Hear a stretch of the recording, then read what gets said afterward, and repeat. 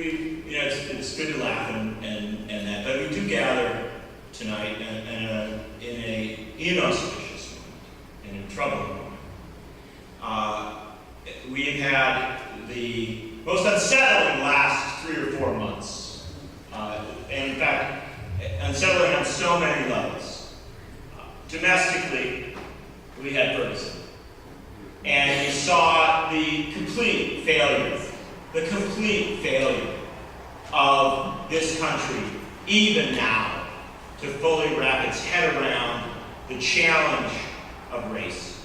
And we love to tell ourselves how much we've progressed. And I know we have progressed. I've seen epic progress. But the fact of the matter is, we casually went through our lives until Michael Brown was shot and killed in the street of that community. And even then, that would have been another statistic, except finally, young African American people and Hispanics and whites, folks, first from that community and then beyond it, exploded in rage. And as a Quaker, I don't celebrate rage, but there comes a point where it is just too much.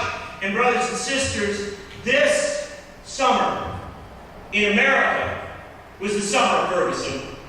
It cannot have simply been an incident and a response to an incident. It must be a transformational moment for our country where we say never again, never again. So I have the sorrow of Ferguson, but I also have the joy of the response to it and the continued response. As we gather here tonight, young people are out on the streets of Ferguson. And that's the key to organizing. It is the key to politics. It is the key to everything. No single demonstration ever changes a thing. Power concedes nothing without a demand, and a demand cannot be made only once. It must be made repeatedly. And the fact of the matter is, Ferguson on the domestic level has become the fulcrum of our repeated demand for racial justice in this country.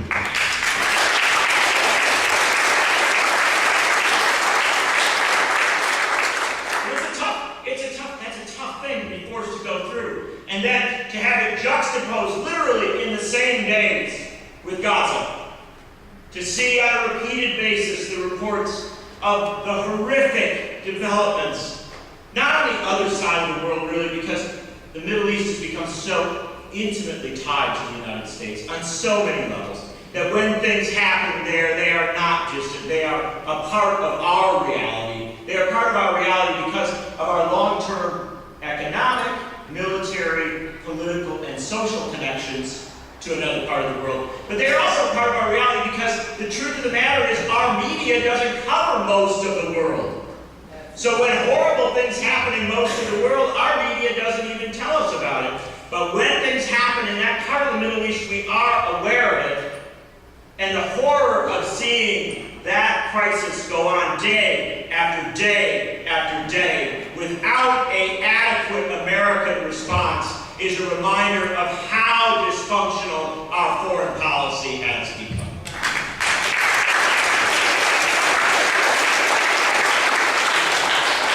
And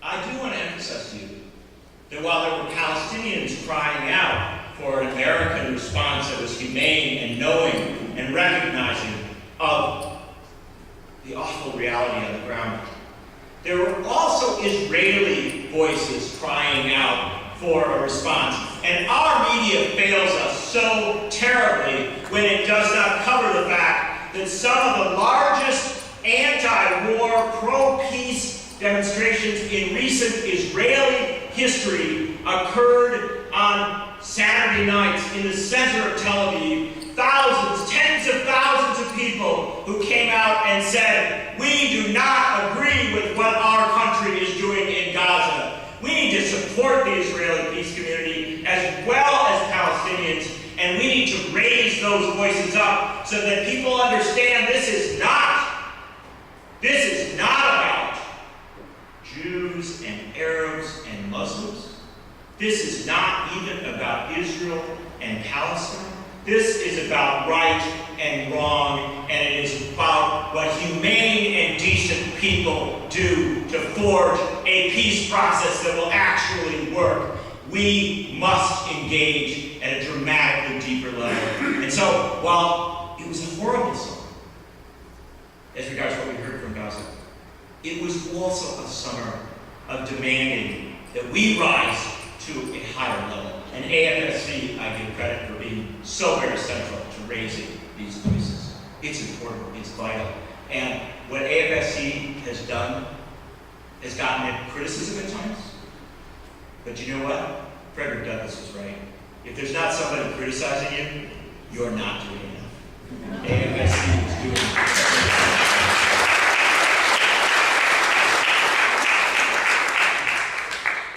And then this week, I don't know how this works, where, you know, it's been too many times in my life where I can begin a week and say we're at war. And that's a terrible thing, to be able to have war itself become casual. To have us again and again and again find ourselves in a conflict in the same part of the world. A young woman who I work with at The Nation magazine pointed out that she has never been alive when the United States has not been bombing Iraq. So she's a young professional woman, finished with college, and she's never been alive when the United States wasn't bombing Iraq. We've had 4 presidents in a row announce that they were going to bomb Iraq. I do not want to diminish any of the humanitarian crisis on the ground. I do not want to diminish the threat posed by ISIS. I don't want to diminish any of this.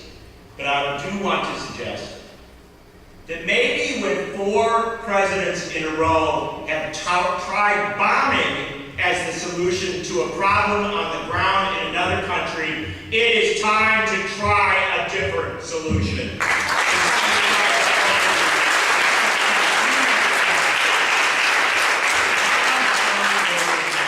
bombs aren't working, and the madness of saying now that we'll try to weave our way through the crisis in Syria and find some sort of moderate who doesn't like the government but doesn't like the extremists but somehow will be our ally.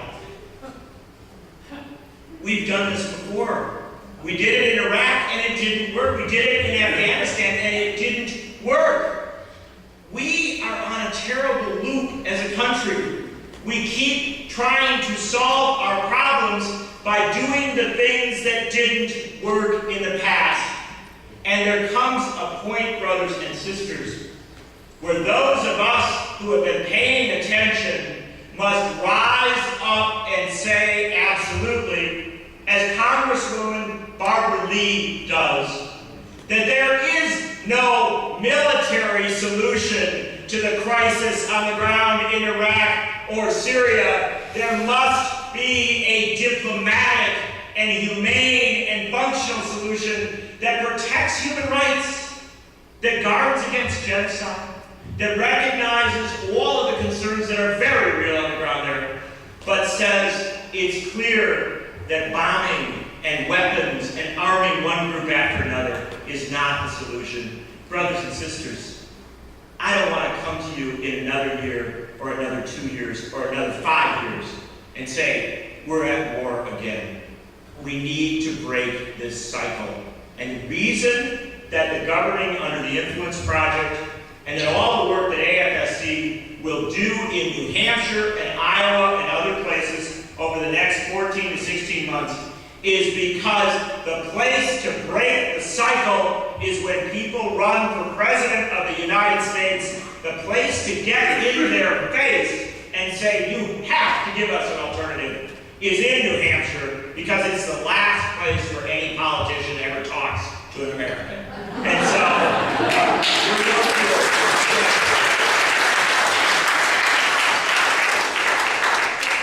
and I want to give you an example of how vital it is. This is important to understand. I'm old enough to remember when AIDS was a rising crisis in this country. You're so young. You actually, how old are you? 13 years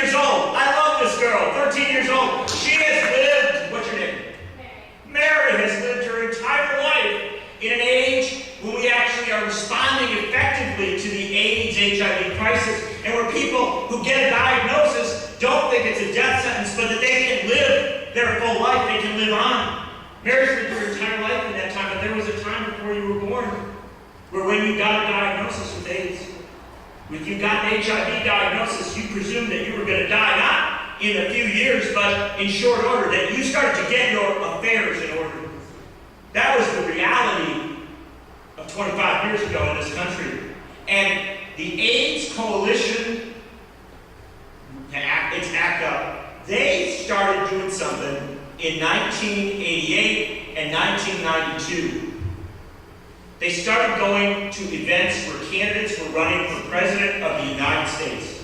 And they didn't just go to events where some conservative Republican was there. They went to events where liberal Democrats were speaking. And when liberal Democrats were up there saying nothing that mattered, they got up in the back of the room and they interrupted those meetings and they said, you need to start talking about HIV/AIDS. You need to start telling us what you're going to do to make sure this isn't a death sentence for a whole generation of Americans.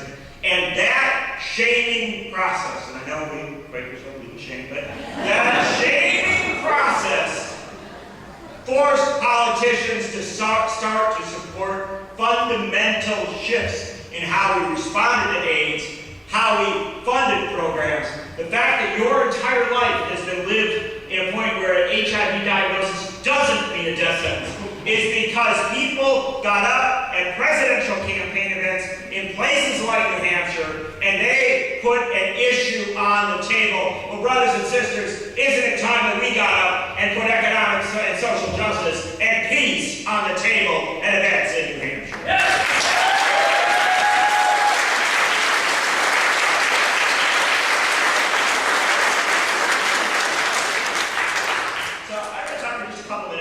You realize that this is typical of events of this kind. I'm starting at the point where I'm supposed to finish. And I promise you that I am more tired than most of you. Did you sleep all night? What? Did you sleep all night? I did slept a little bit, but you see, this is this weird thing of like, you know, driving with coming on the train with everybody drinking. And by the way, we hit a deer. We had a deer on the way, so we had to stop for 3 hours because apparently deer can do a lot of damage to a train. And so it's just, this is like an unbelievably bad movie. And yeah, honestly, it's just like those like planes, trains, and automobiles, those horrible movies where everything falls apart, and then there's this wonderful ending where you're with all the people you love. And so it's all worked out okay, but I'm not going to go on all night with you here, but I do want to say a couple of things about why this project matters so much. Why I thought it was important to come to New Hampshire when, as Arnie says, I actually had a really good excuse not to. And when my wife, who was tolerant of my Quaker peccadillos, where my wife was sort of noting that I had just spent a week in Scotland, and then in between Scotland had gone out to be with Barbara Lee, Convention of Nurses, and so there's some suggestion in our household that I may travel a little more than I should. And so I had this fabulous excuse. So why come up here to New Hampshire and talk about this? Say, well, because I actually think it's the coolest thing I have heard of in forever. I love a bunch of Quakers and non-Quakers because AFSC is not, I mean, it's rooted in the traditions, but the fact of the matter is whenever I go to an AFSC event, most of the people I meet, most of the staff's not Quakers. And so the truth is we're a tiny little religion, but we have all these people that are attached to this operation and this set of values, and that's so important. And I think bringing it out here in New Hampshire, in this place where politics is a little bit real for a little while, I think it's such a good deal. I think it's such a big deal. And I said this up, and I'm not trying to shame him or anything like that, but I'm going to call my friend Ben Cohen and tell him about it from Ben and Jerry's Ice Cream because he's been very into trying to raise this stuff. And I'm going to talk to the Nation Institute, which has a couple bucks, and talk to them about it. And I want to do everything I can to make sure, as whatever I am, that you have the resources to see this thing through, not as a small little nit on the side of the process, but something that is in the center of the process. I want to come back to New Hampshire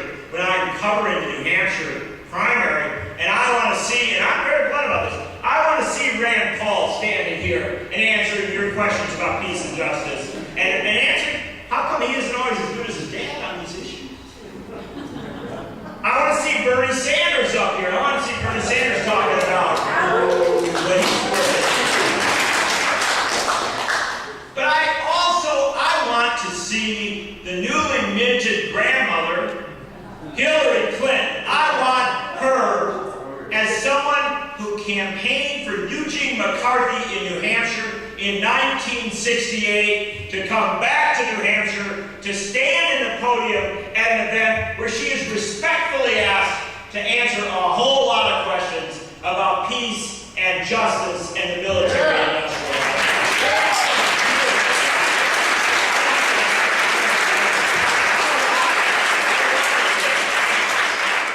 Because we don't have time to let this thing pass for much longer. We don't have the time. The fact of the matter is that what we have allowed our politics to become is making us into something that we are not. What we have allowed our politics to become is destructive of our own self-image and self-respect. This is important to understand.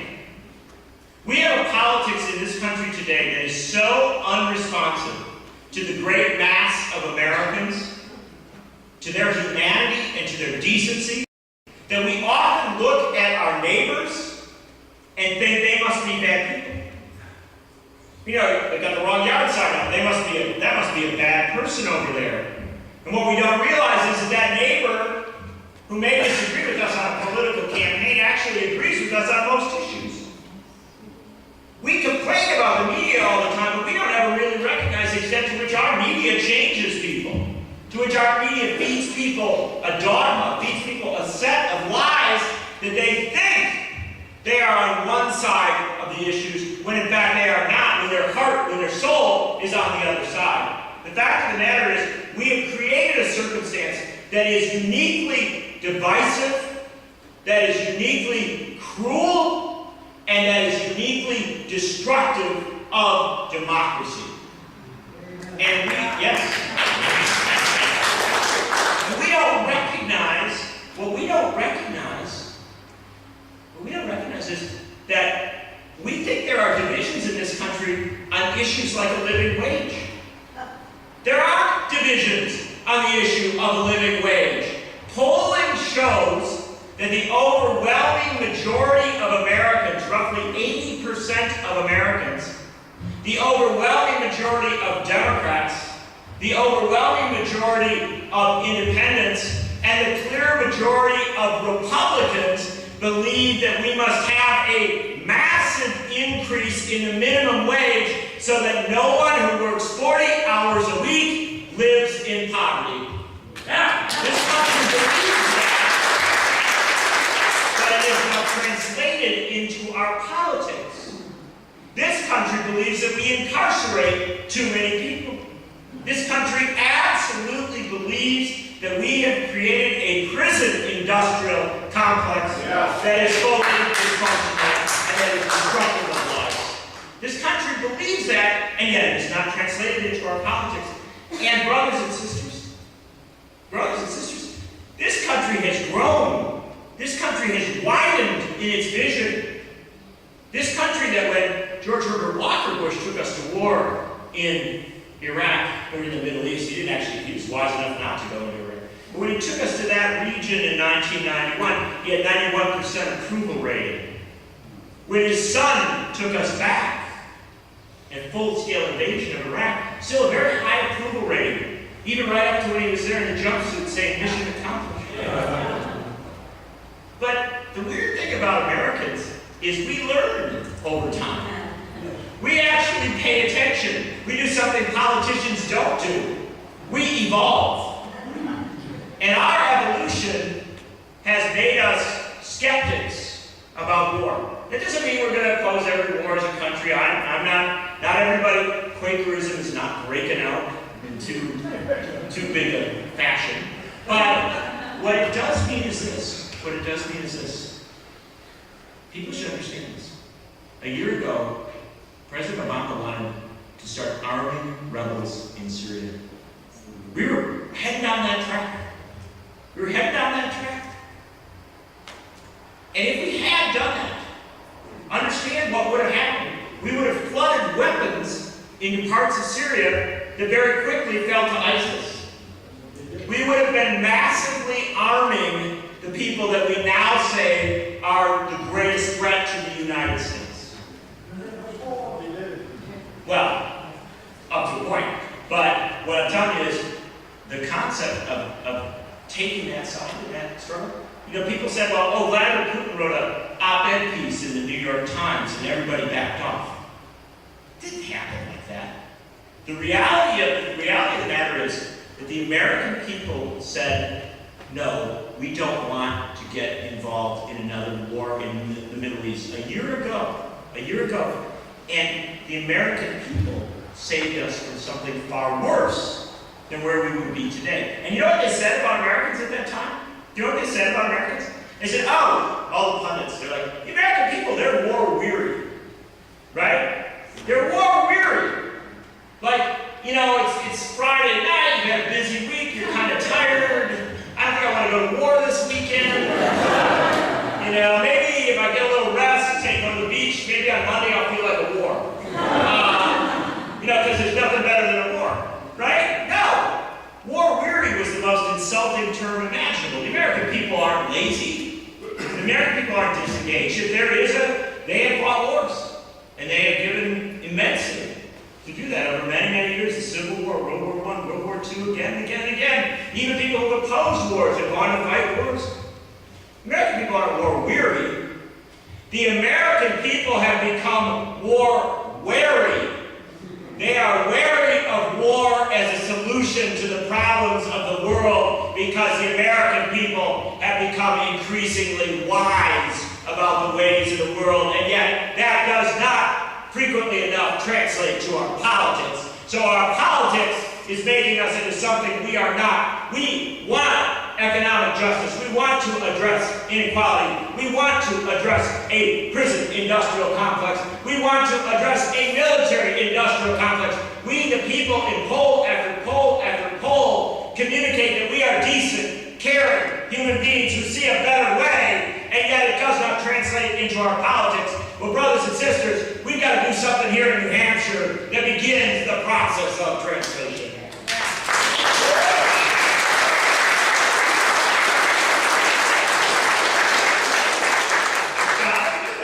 How do we do that?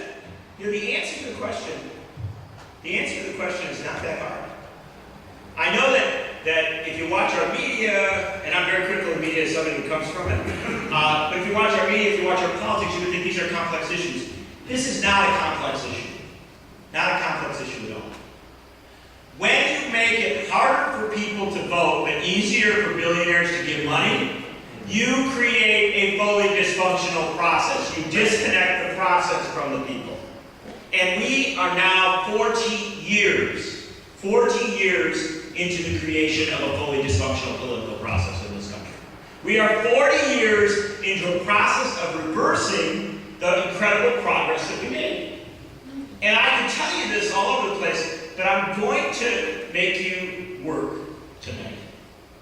I want you to work with Arnie's project here, with all of you, with your wonderful project that you're doing, but I want you to do a little work tonight, and I'm going to ask everyone who can to stand up first. Stand on up. All right, this is not going to take long. It's not going to be too difficult. If you're a woman, sit down. If you're a girl, you may sit this way. If you are not a member of a mainstream Protestant Christian religious organization, sit down. If you're not, yeah. Are you still thinking Quakers are that? I'm not sure they are.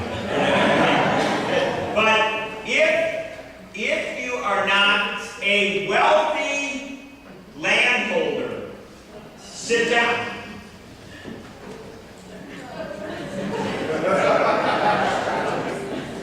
I assume you're standing because you're doing the video? That's right. Now, I've done this in a couple rooms and we've had a wealthy landholder.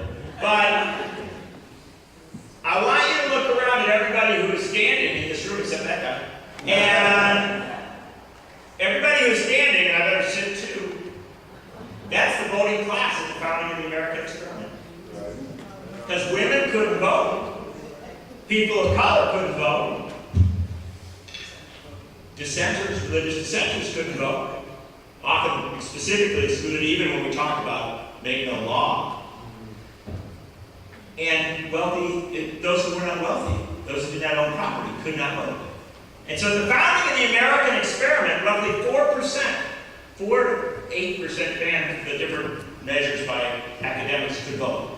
The overwhelming majority of Americans could not cast a ballot.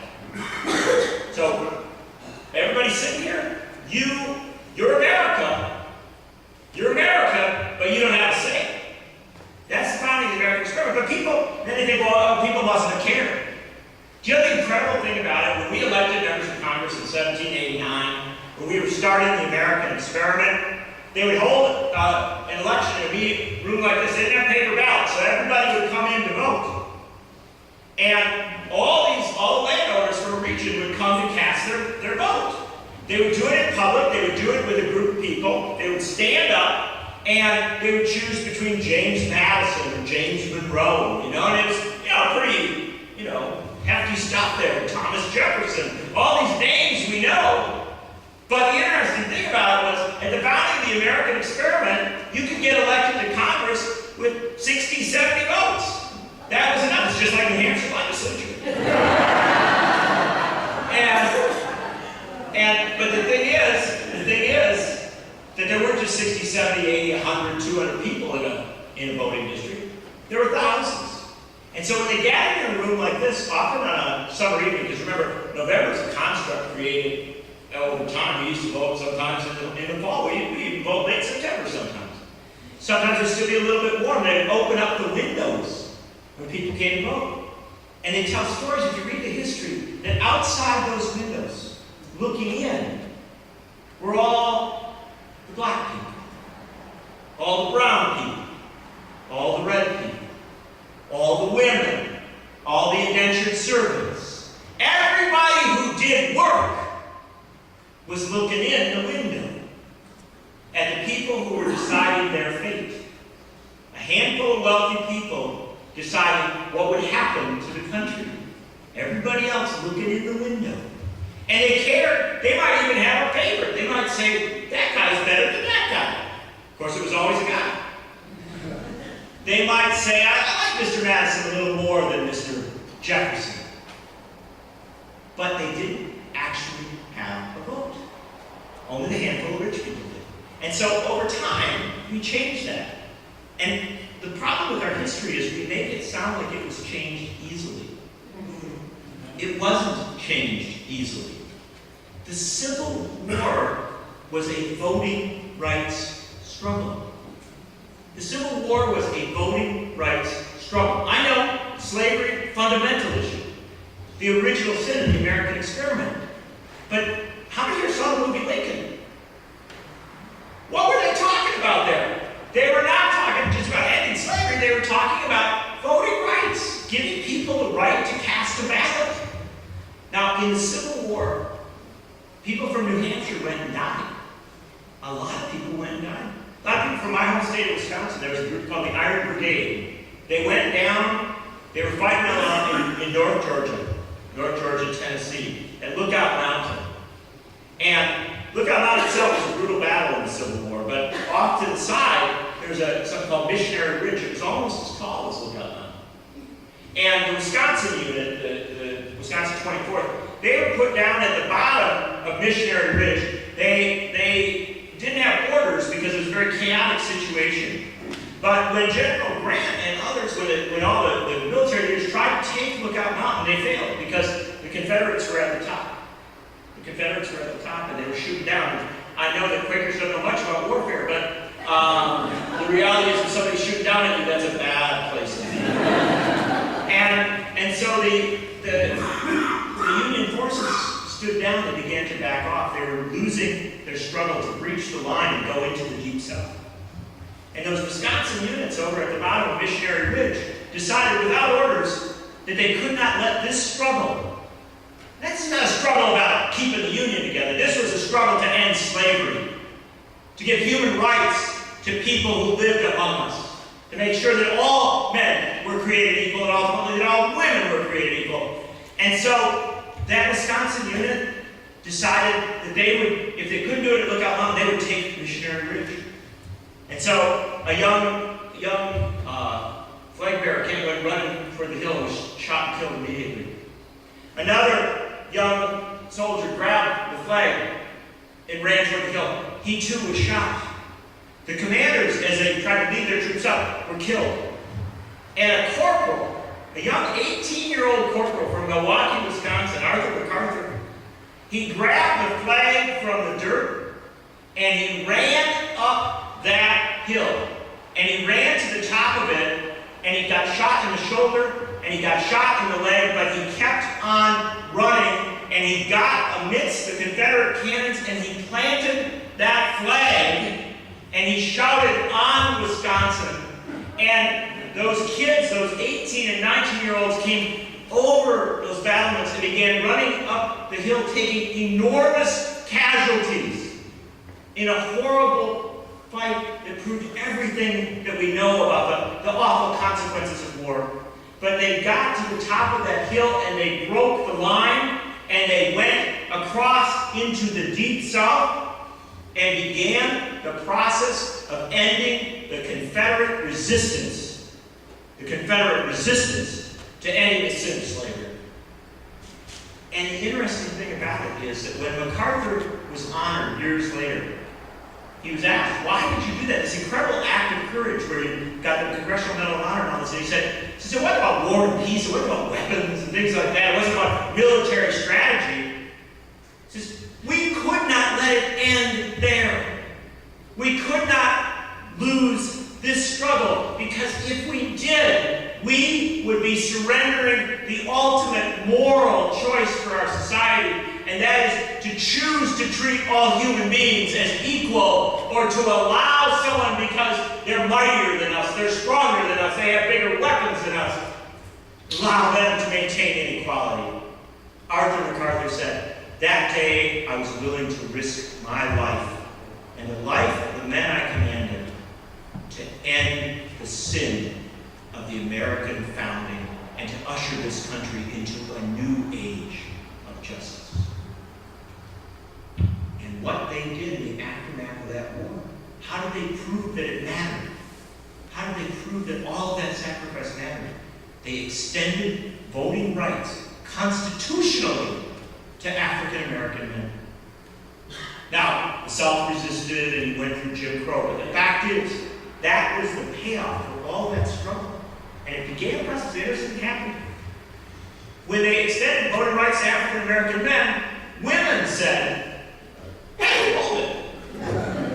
You mean you can amend the Constitution and give voting rights to somebody that didn't have voting rights, to somebody who was treated unfairly in our society? Now, women have been organizing before, but they were very excited by this idea of a constitutional amendment. So they too began to struggle. And I want to emphasize to you, getting voting rights for women was a horrible, brutal struggle. Now, I went to a college recently, a very elite Eastern college, very smart people there. Young man in the crowd said, Mr. Nichols, you're talking about all these reforms, all these fights for economic and social justice, all these constitutional amendments you want to do, all these big changes you want to make in our society. He says, you know, these are hard things. It's not an easy thing like giving women the right to vote.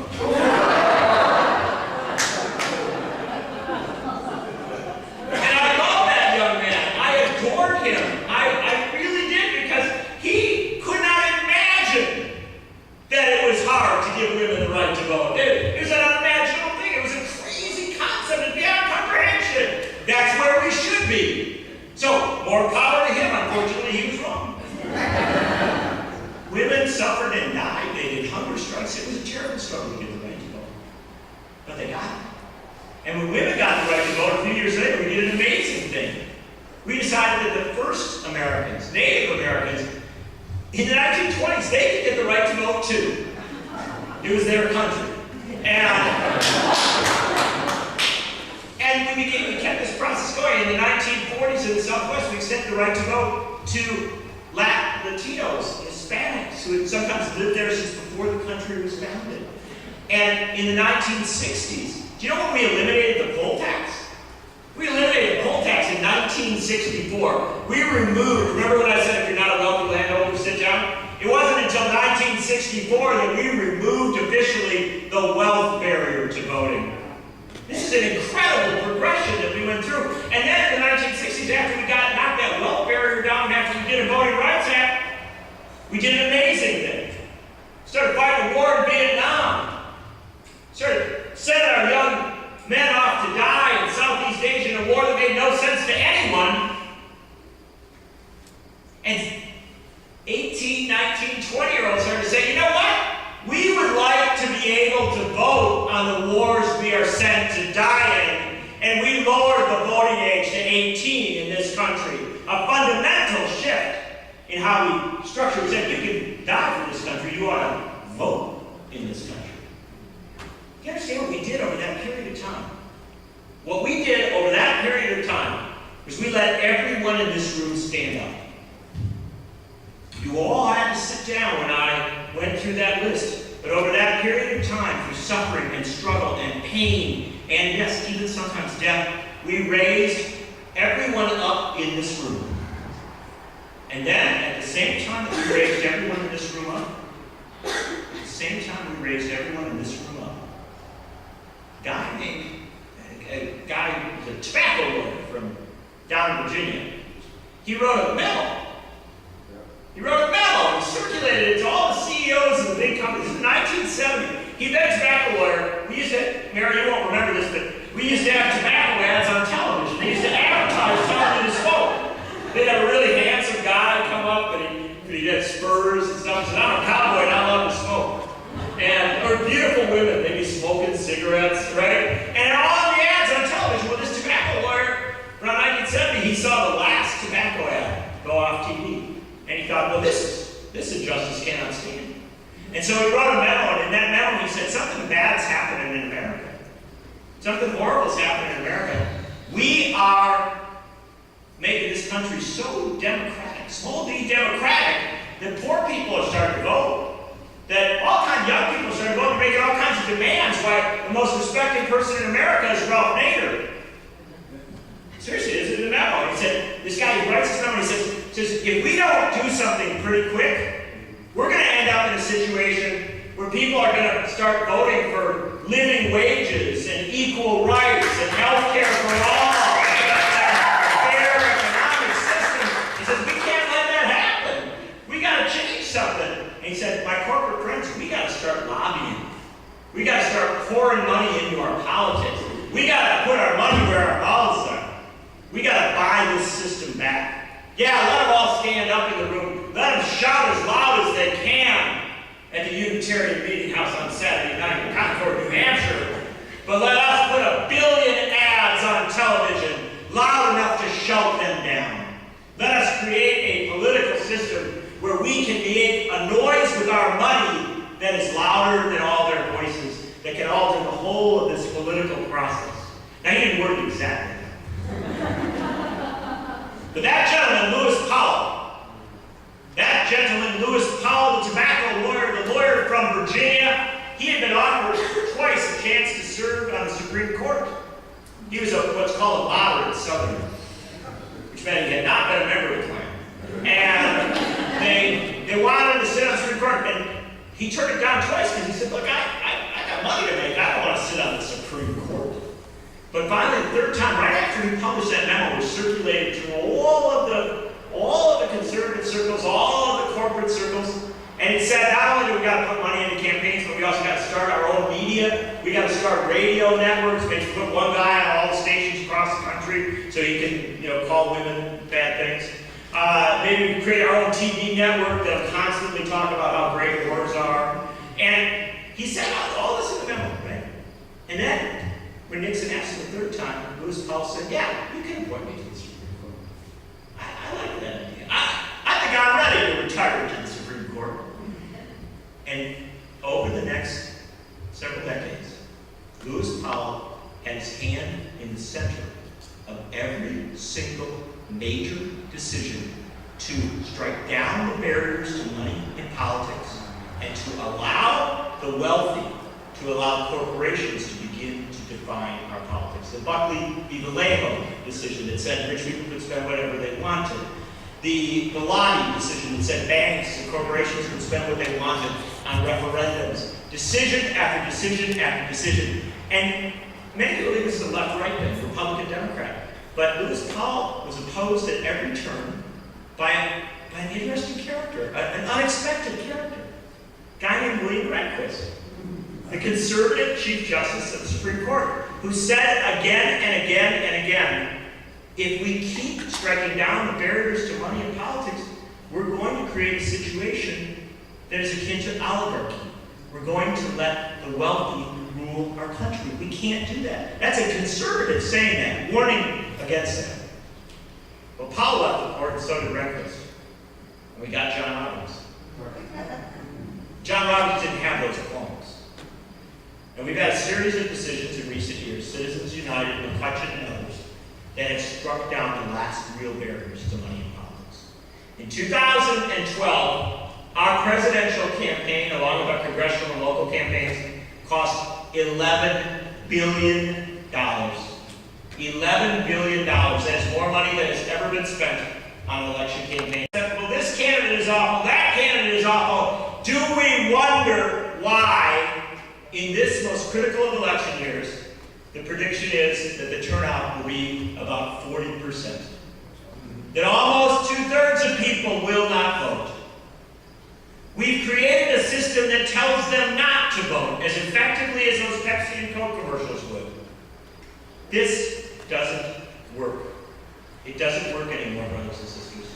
And so when you confront your candidates here in New Hampshire, when you confront your candidates, don't confront them casually, don't confront them easily. Make an absolute demand of them.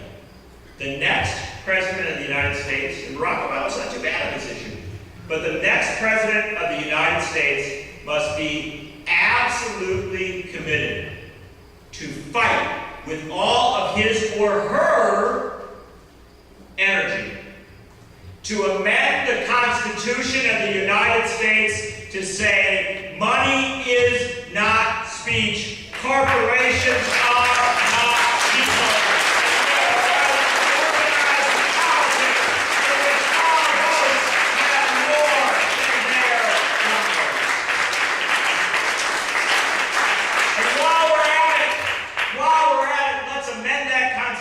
To say that every American has a right to vote and a right to have that vote.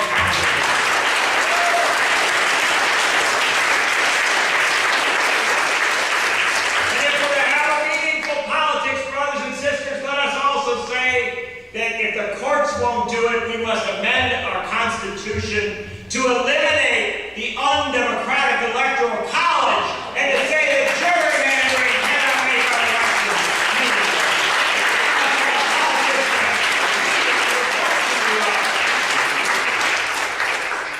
I know it's late, and I know, brothers and sisters, you're saying, Mr. Nichols, you had me right up to there.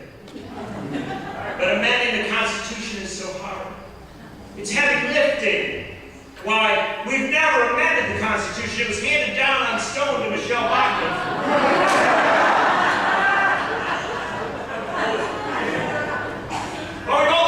We've never really amended it except 27 times.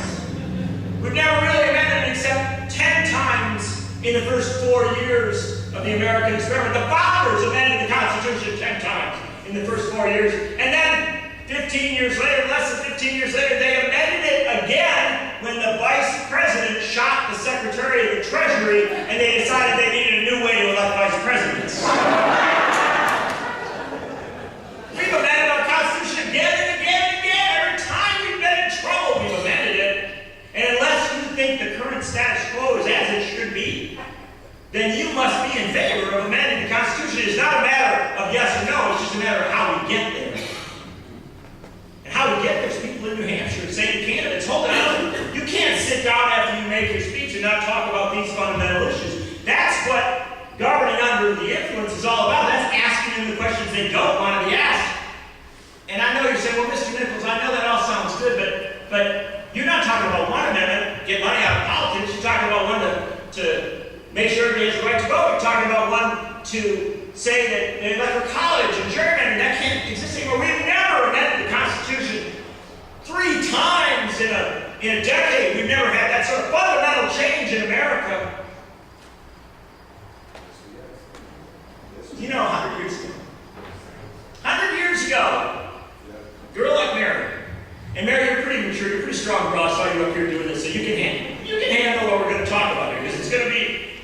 song came. It's not painful or ugly, except in the reality of it. But, Mary, when you were 100 years ago, you probably would have gone to school at the age of 13.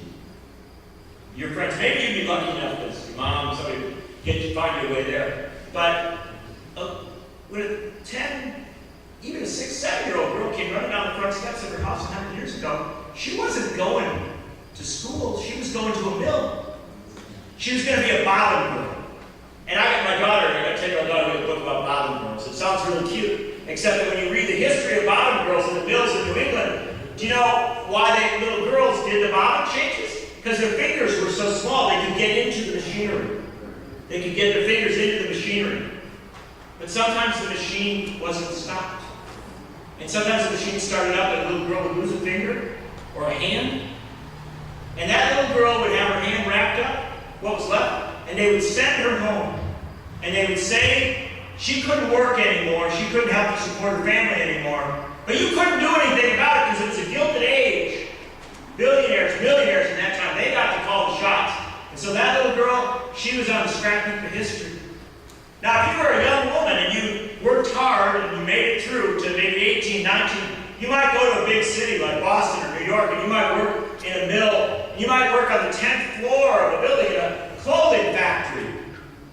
And you might be working in this incredible situation with African American girls who had come up from the South, and with Italian and Irish and Jewish girls, all working 18, 19 years old, working away, but all talking about your dreams, all talking about the life that you're going to have. And when that 10th, 11th floor factory started on fire, you're young and you're strong and you're going to run to be safe. And you got to the door to open it, but you found that in that gilded age where there weren't regulations to protect workers, that the doors had been nailed shut so that young women wouldn't steal a bathroom break on their 8, 10, 12, 14-hour days. And so you had to choose whether you would burn alive or jump to your death. And when the families of the Tribal Shirtwaist Fire victims came, more than 100 victims, came to collect the bodies of their sisters and their cousins and their daughters and their mothers, they swore on that day that they would not have died in vain.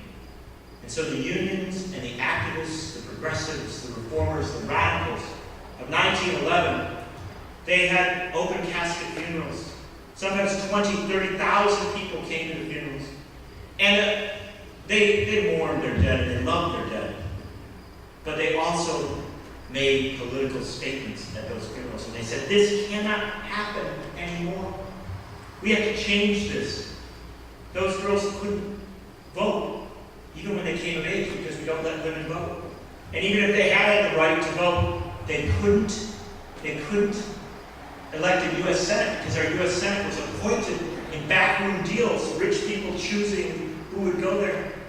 And if they did have a right to vote, and if they did have a right to elect their Congress, they couldn't do much because we didn't allow taxing of corporations or taxing the wealthy in any kind of progressive manner. We didn't have an income tax system in this country structured out. And so they said, all that's got to change, and it's got to change fast. And they organized, and they screamed, and they yelled, and they fought. And in a 10-year period, they amended the Constitution of the United States to give women the right to vote, to create an elected U.S. Senate, and to create a system where they can tax and regulate the Gilded Age corporations. They fundamentally transformed this country in a 10-year period. And I only ask you one question as I conclude this evening, brothers and sisters. Are you that much less than your ancestors? Are you that inferior to your parents or your grandparents or your great-grandparents? That these working class people, many without advanced education, who had to work 12, 14-hour days and gathered at night in their union halls and their church basements and their homes to organize, are you that inferior that you cannot imagine 3 constitutional amendments in a 10-year period when we have the right to vote, when we have our energy and our experience and the knowledge of what we did in a civil rights movement, and an anti-war movement, and a gay rights movement, and a disability rights movement, transforming this country, we know what we can do. The question is now whether we will do it. Mary is 13 years old. In 1913, we did not have an elected Senate. We didn't have a tax system, internal revenue, any of our contemporary tax system, and women didn't have the right to vote. But in 7 years, all of those became realities. Imagine this, that Mary, at the age of 20, could live in a country where we say everyone has a right to vote and a right to have that vote counted. Everyone has a right to have meaningful elections, not an electoral college and gerrymandering. And everyone has a right to live in a country where we say, by our law, by our eternal law, that money is not speech, corporations are not people.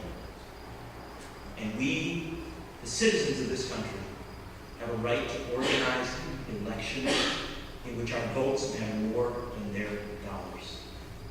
I don't want to put too much pressure on you. But I'd like to believe that we start the clock tonight. And I'd like to believe that we turn that volume up and speed that clock up here in this state of New Hampshire, where we say that Mary will be a wonderful and brilliant and powerful adult living in a United States that is no longer governed under the influence, but that is governed